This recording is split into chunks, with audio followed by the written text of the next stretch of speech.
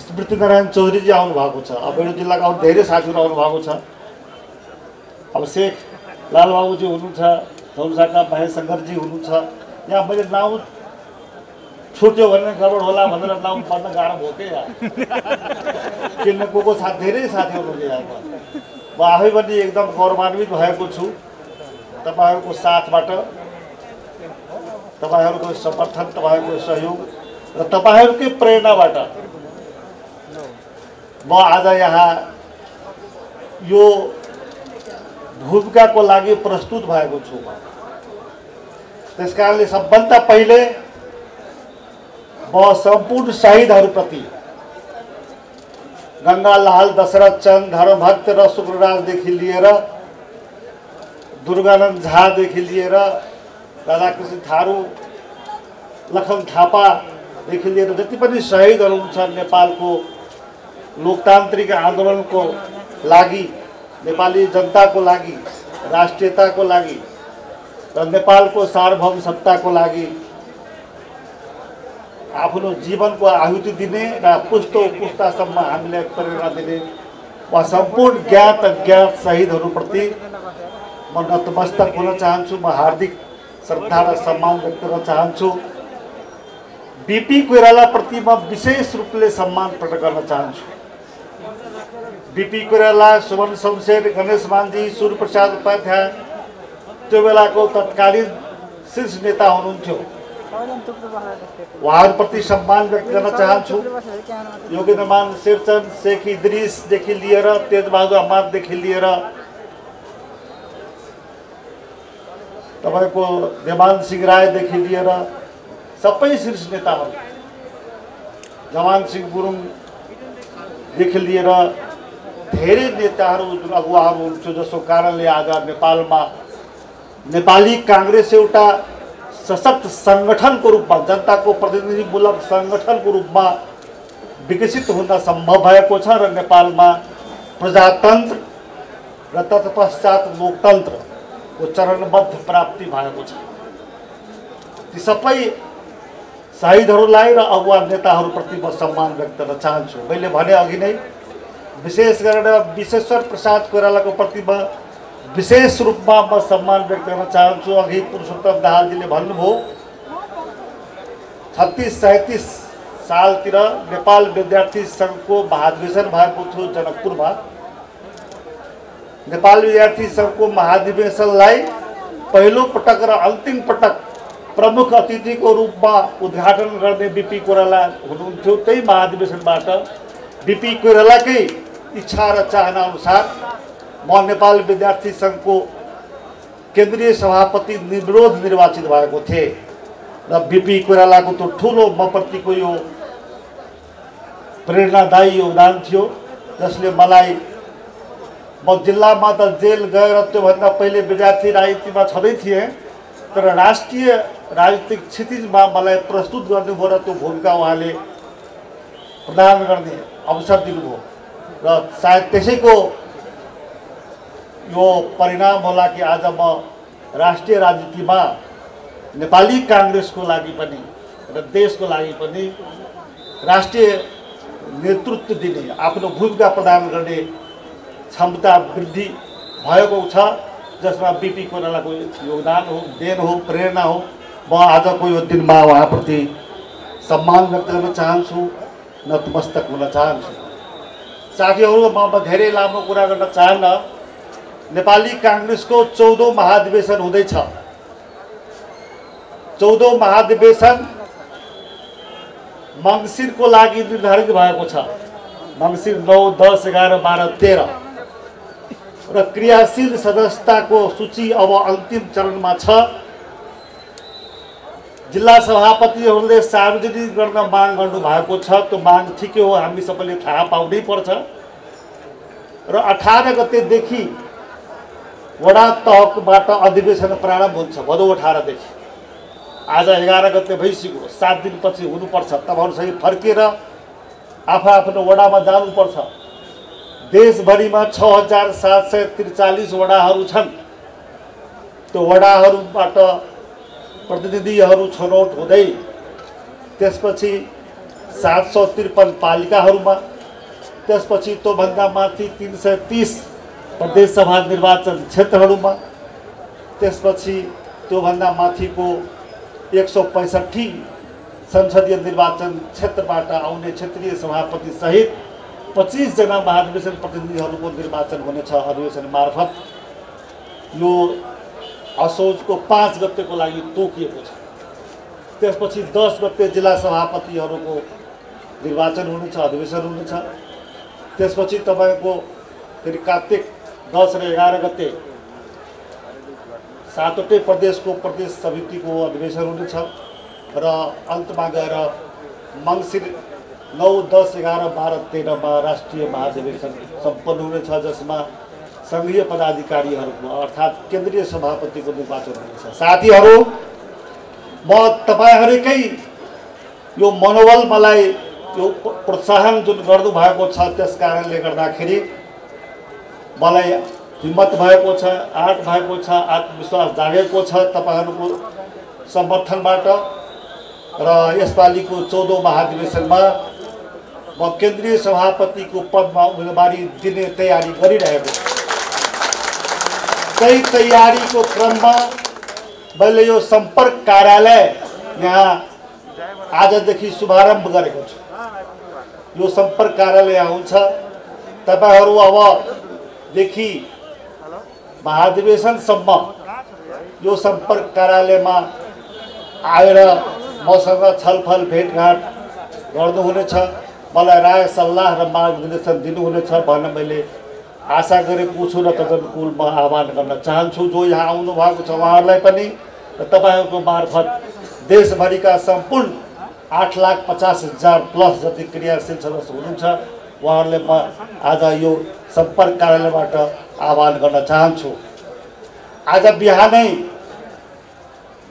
9 बजेको साइतमा माथि उतापट्टिको त मेरो चेम्बर हुनेछ, माथिल्लो तल्लामा पूर्वपट्टिको, त्यसमा म बस्नेछु। यहाँ साथीहरू कार्यालय हुनेछ, त्यहाँ बिहान आज 9 बजे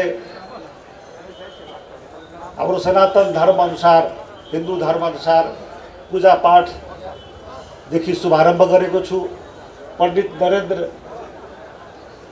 झाजी हुनुहुन्छ, उहाँले पूजा गराउनु भएको छ, अहिले उद्घाटन गर्ने बेला पनि हुनुहुन्थ्यो र मलाई गर्व छ र खुसी छ र तपाईहरुसँग सहर्ष म सेयर गर्न चाहन्छु, जानकारी गराउन चाहन्छु। आज बिहानको पूजाको कार्यक्रममा जानकी मन्दिरको महन्त आदरणीय तपेश्वर दासजी आउनु भएको थियो, उहाँसँगै उहाँको सहयोगी महन्त रोशन दासजी आउनु भएको थियो र अरू पुजारीहरू आउनु भएको थियो।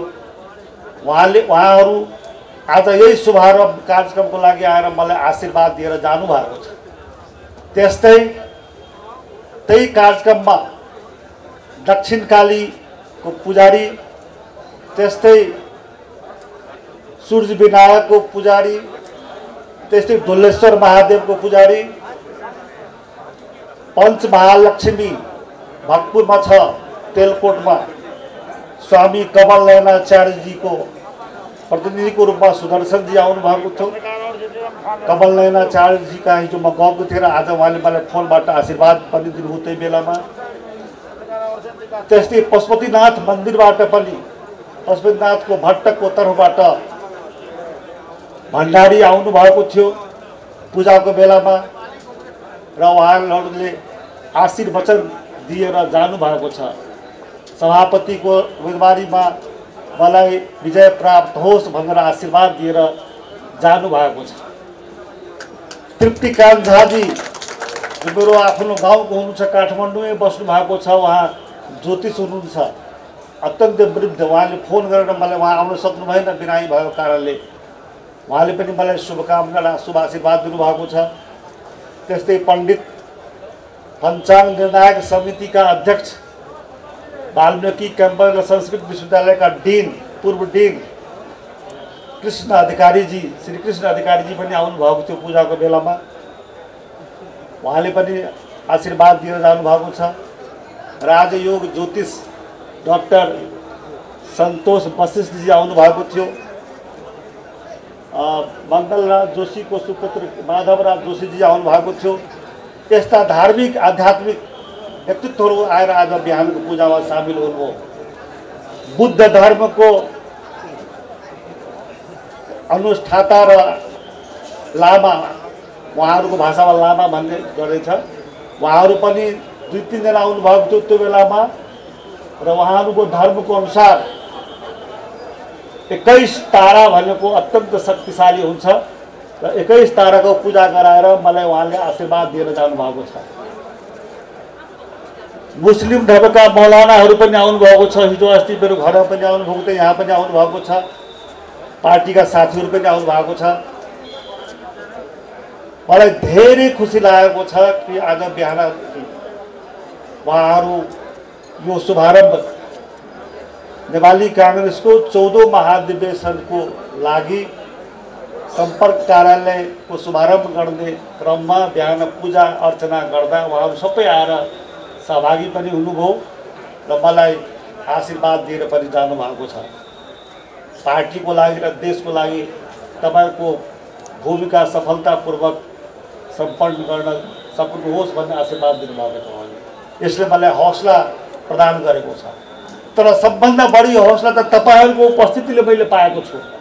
तपाईहरूको यस्तो उपस्थितिले मलाई धेरै हौसला दिएको छ। मलाई विश्वास छ नेपाली काङ्ग्रेसलाई अब 1-1.5 वर्षपछि हुने आम चुनावमा, देशको सबै तहको चुनावमा रुखछापलाई जिताउन हामी सफल हुने छौँ, मलाई पुरा विश्वास छ।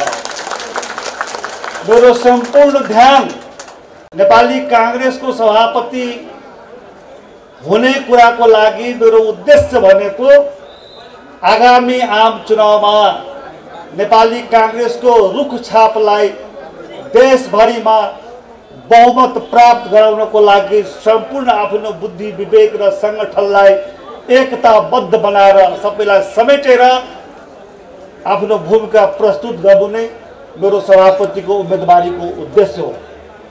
म कसैलाई पराजित गर्न, कसैलाई अक्षम घोषित गर्न, कसैलाई रिटायर गर्नको लागि म सभापतिको उम्मेदवार हुन खोजेको होइन। म नेपाली काङ्ग्रेसलाई मजबुत बनाउन, नेपाली काङ्ग्रेसको रुखछापलाई मतदाता र जनतासँग जोड्न, नेपालका हिमाल पहाड तराई मधेस झापादेखि कञ्चनपुरसम्मका मतदाता र जनताले आदिवासी, दलित, जनजाति, महिला, मधेसी, अल्पसङ्ख्यक, मुस्लिम, थारू लगायत सबैको मनमा यो विश्वास स्थापित होस्, भरोसा स्थापित होस् कि रुखछाप हाम्रो पार्टी हो, रुखछाप नेपाली लोकतन्त्रको पार्टी हो, रुखछाप नेपालको सार्वभौम सत्ता, नेपालको राष्ट्रियता र नेपाली जनताको हक र हित जगेर्ना गर्ने छाप हो, जो कि नेपाली काङ्ग्रेस पार्टीको छाप हो। त्यो नेपाली जनताबाट मतदातामा फैलाउनको लागि म सभापति पदमा उम्मेदवारी दिने तयारी गर्दैछु, तयारी गरिरहेको छु। म यो अवसरमा भन्न चाहन्छु कि हामीले 2टा संविधान सभा मार्फत संघीय लोकतान्त्रिक गणतन्त्रात्मक संसदीय प्रणाली नेपालमा निर्माण गरेका छौँ। यो ध्यान दिएर सुन्नु होला। पहिले संघीय प्रणाली थिएन, पहिले गणतन्त्रात्मक प्रणाली थिएन, पहिले समावेशी प्रणाली थिएन। नेपालमा हामीले राज्यको पुनर्संरचना गर्यौं भनेर जुन भन्दछौँ, त्यो राज्यको पुनर्संरचना कसरी गर्यौं, त्यसलाई के भनिन्छ भनेर भन्नु पर्यो भनेदेखि हामीले प्रष्टताको साथ ढुक्क भएर भन्न सक्नु पर्दछ कि नेपालमा हामीले संघीय लोकतान्त्रिक गणतन्त्रात्मक संसदीय प्रणालीको निर्माण गरेका छौँ र नेपालको संविधान यही प्रणालीको व्यवस्थापन गर्नको लागि हामीले निर्माण गरेका छौँ। 2टा संविधान सभामा नेपाली काङ्ग्रेसको बहुमत थिएन, तैपनि नेपाली काङ्ग्रेसले निर्दलीय संविधान बन्न दिएन, एकदलीय संविधान बन्न दिएन, अराजकतावादी र तानाशाही संविधान बन्न दिएन। सेनाको वर्चस्व हुने संविधान बन्न दिएन, क्षेत्रीयवादी र कुपबन्दुक संविधान बन्न दिएन। बरु नेपाली कांग्रेसको मूल विश्वास लोकतन्त्रमा छ। त्यसकारणले लोकतन्त्रमा विश्वास गर्ने प्रणालीको रूपमा संघीय लोकतान्त्रिक गणतन्त्रात्मक संसदीय प्रणालीलाई व्यवस्था गर्ने संविधान बनाउन हामी सफल भयौं। नेपाली कांग्रेसको दूरदर्शी नेतृत्वको कारणले यो सफल भयो, अरूले चाहेको थिएन। त्यसकारणले यो संविधानको स्वामित्व नेपाली कांग्रेसले लिनुपर्दछ। नेपाली कांग्रेसको सभापति भएपछि म मतदाता र जनताको बीचमा गएर भन्न चाहन्छु, मेरो भन्ने चाहना छ तपाईहरुको साथमा, तपाईहरुसँगै लिएर कि अहिले जो हामीले संघीय लोकतान्त्रिक गणतन्त्रात्मक प्रणाली देशमा ल्याएका छौं, त्यो प्रणाली लावारिस छैन, त्यसको जिम्मेवारी हाम्रो हो। यो संविधान लावारिस छैन, यो संविधानको जिम्मेवारी हाम्रो हो। त्यसको सफल सञ्चालन र कार्यान्वयन गर्ने जिम्मेवारी हाम्रो हो। त्यसकारणले अब तपाईहरुले ध्यानमा राख्नु होला, मतदाताले र जनतालाई भन्न सक्नु पर्यो। हामीले भन्छौं अब भाड भैलो हुँदैन। 3 वर्षसम्म जुन दल तपाईको सत्तामा आएको थियो, त्यो दल संहितामा विश्वास गर्ने दल थिएन, त्यो दल गणतन्त्रमा विश्वास गर्ने दल थिएन, लोकतन्त्र र संसदीय प्रणालीमा विश्वास गर्ने दल थिएन। त्यसै कारणले 3 वर्षमा निर्वाचन भएको पश्चात पनि झन्डै 2/3 मत प्राप्त गरेर पनि देशमा तपाईको सबै क्षेत्रमा भार भैलोको सेवाहरू केही पनि दिएन। जनतालाई निराशा दियो, दुःख दियो, पीडा दियो, देशको सार्वभौम सत्तासँग खेलवाड गर्यो, राष्ट्रिय अन्तर्राष्ट्रिय सम्बन्ध तपाईको बिगारेको छ। त्यसकारणले यो कुरा अब जनताको बीचमा गएर हामीले भन्नु परेको छ। आगामी चुनावमा कसले भन्ने?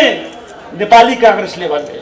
त्यसकारणले 14औं महाधिवेशनबाट हामीले नेपाली कांग्रेसलाई तरोताजा बनाएर वैचारिक रूपमा प्रष्टता, मेरो कुरा ध्यान दिनु होला, विचारमा जबसम्म कोही मान्छे र कोही दल प्रष्ट हुँदैन अनि इमानदारीता र प्रतिबद्धता हुँदैन।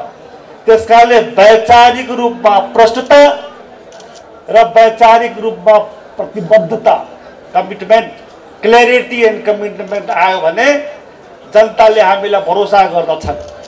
नेपाली जनता र नेपाली मतदाताले खोजेका छन् यो अरु कुनै पार्टीले देशलाई राम्ररी सञ्चालन गर्न सक्दैन, अन्ततोगत्वा कांग्रेस नै हो। कांग्रेस खाली गुट उपगुट भन्दा माथि उठेर एक भएर आइदियोस् भन्ने चाहना हो। कांग्रेसले यो प्रणालीको अपनत्व लिदियोस् भन्ने चाहना हो। कांग्रेसले यो संविधानको अपनत्व र स्वामित्व लिदियोस्।